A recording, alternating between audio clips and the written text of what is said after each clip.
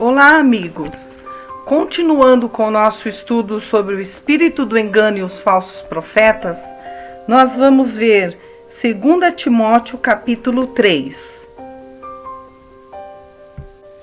Sabe, porém, isto: nos últimos dias sobrevirão tempos difíceis, pois os homens serão amantes de si mesmos, gananciosos, presunçosos, soberbos, blasfemos, desobedientes a pais e mães, ingratos, profanos, sem afeição natural, irreconciliáveis, caluniadores, sem domínio de si, cruéis, sem amor para com os bons, traidores, atrevidos, orgulhosos, mais amigos dos prazeres do que amigos de Deus, tendo aparência de piedade, mas negando-lhe o poder. Afasta-te também destes, porque deste número são os que se introduzem pelas casas e levam cativas mulheres nécias carregadas de pecados, levadas de várias concupiscências, que aprendem sempre, mas nunca podem chegar ao conhecimento da verdade.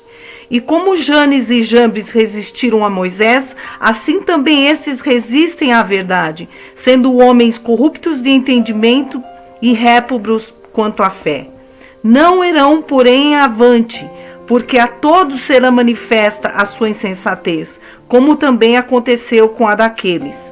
Tu, porém, tens seguido de perto o meu ensino, procedimento, intenção, fé, longanimidade, amor, perseverança, perseguições e aflições, quais que me aconteceram em Antioquia, Icônio e Listra. Quantas perseguições sofri, e o Senhor de todos me livrou.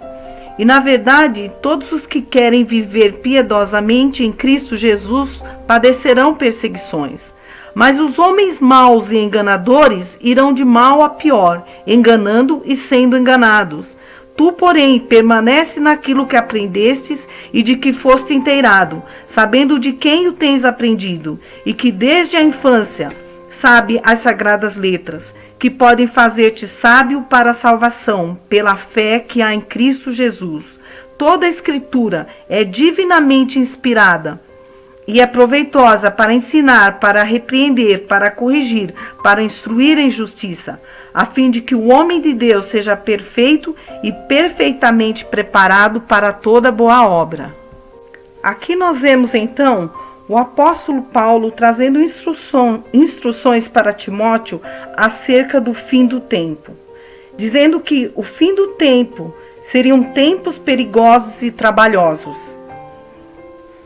O que é considerado últimos dias ou fim dos tempos? Pela palavra de Deus, este é o tempo contado da subida de Jesus depois da sua ressurreição até a sua segunda vinda.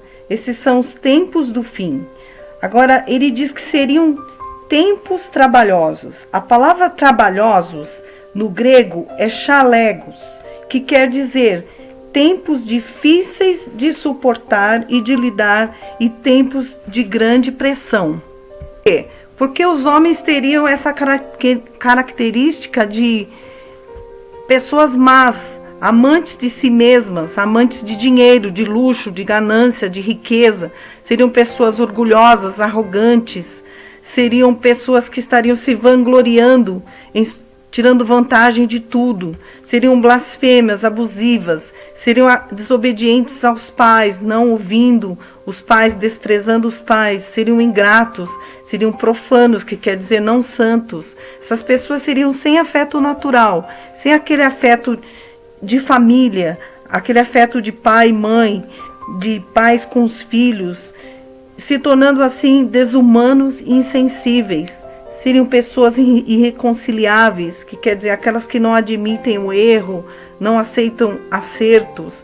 Seriam caluniadores, que seriam aquelas pessoas que falam mentiras, inventam mentiras sobre outras pessoas, acusam as pessoas pelas costas.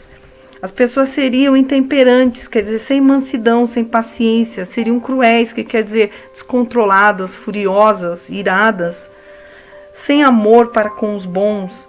Elas seriam teimosas, traidores, orgulhosas e amantes mais dos prazeres do que amantes de Deus.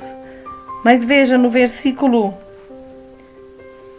5 diz: que essas pessoas, no entanto, teriam aparência de piedade, que quer dizer uma aparência de santidade, de verdadeira religião, mas sem o poder, negando a eficácia dela, sem o poder da palavra transformando. Quer dizer, ela teria aquela aparência de santidade, de uma pessoa pura, seriam umas pessoas religiosas, mas a sua conduta e o que ela estaria desmentindo o que ela confessa e prega.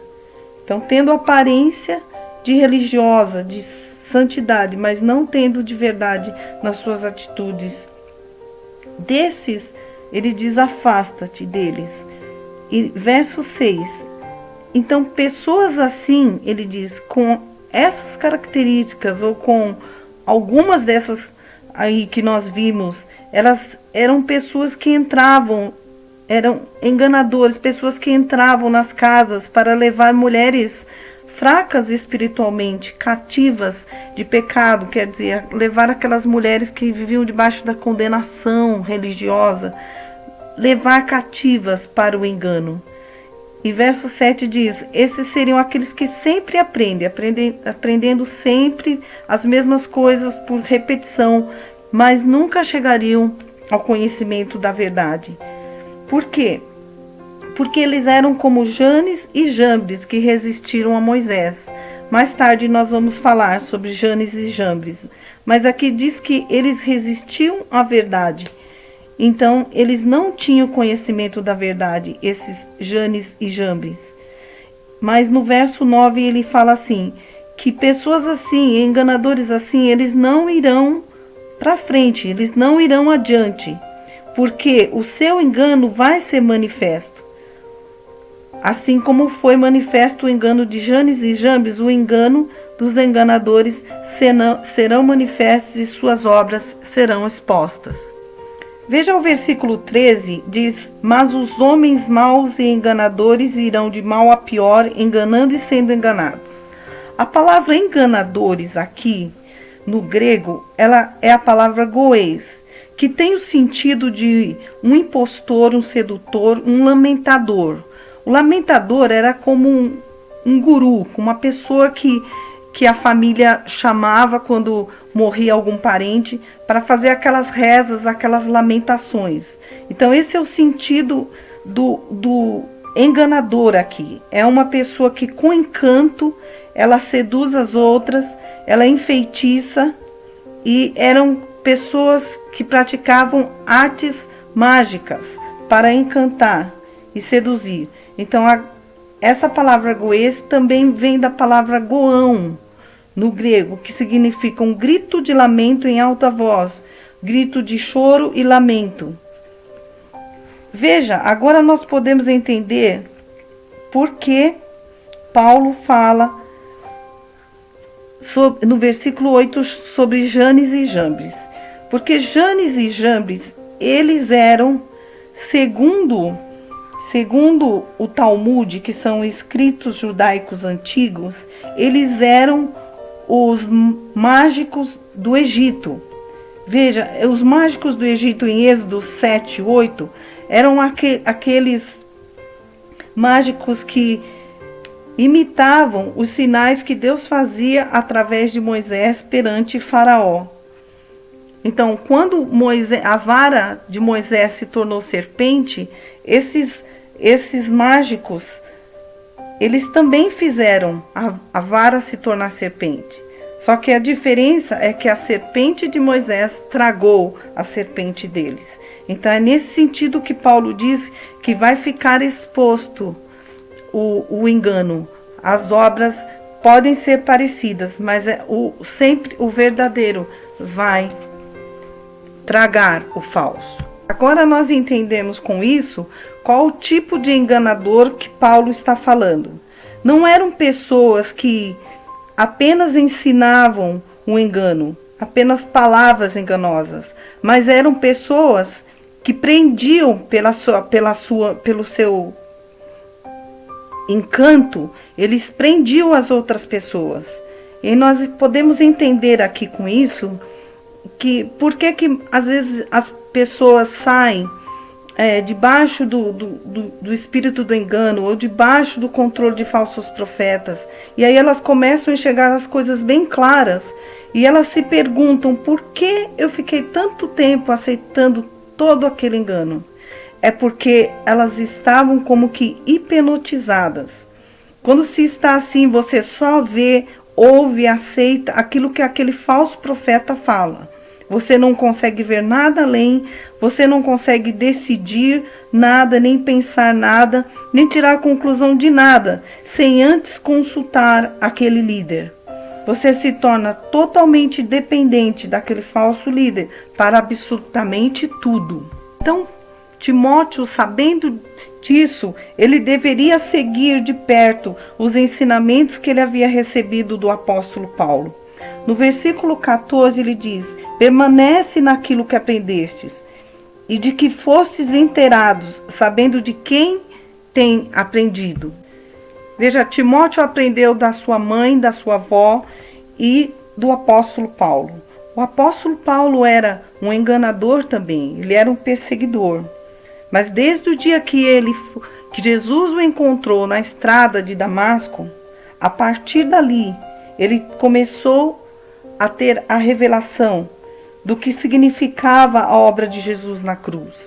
Ele começou a ser ensinado pelo Espírito de Deus, e ele trouxe essa revelação para a igreja, do significado do sacrifício de Jesus na cruz e o viver debaixo da graça de Deus e não mais o viver debaixo da lei de Moisés. E em Efésios 4:11 diz que nós somos edificados sobre o fundamento dos apóstolos e profetas. Os apóstolos, aqueles que estiveram com Jesus, o apóstolo Paulo, e dos profetas que nós temos na palavra de Deus. É por isso que Paulo fala para Timóteo que ele deveria se apegar ao exemplo que ele tinha da palavra de Deus. É assim que nós somos conservados na clareza, irmãos, quando nós sabemos de quem nós temos aprendido. Isso é uma chave para nós. Nós temos aprendido de Jesus através do seu Espírito.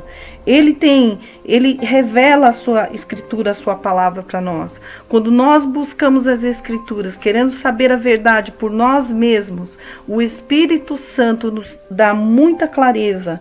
Ele deixa tudo muito claro para nós, ele nos ensina.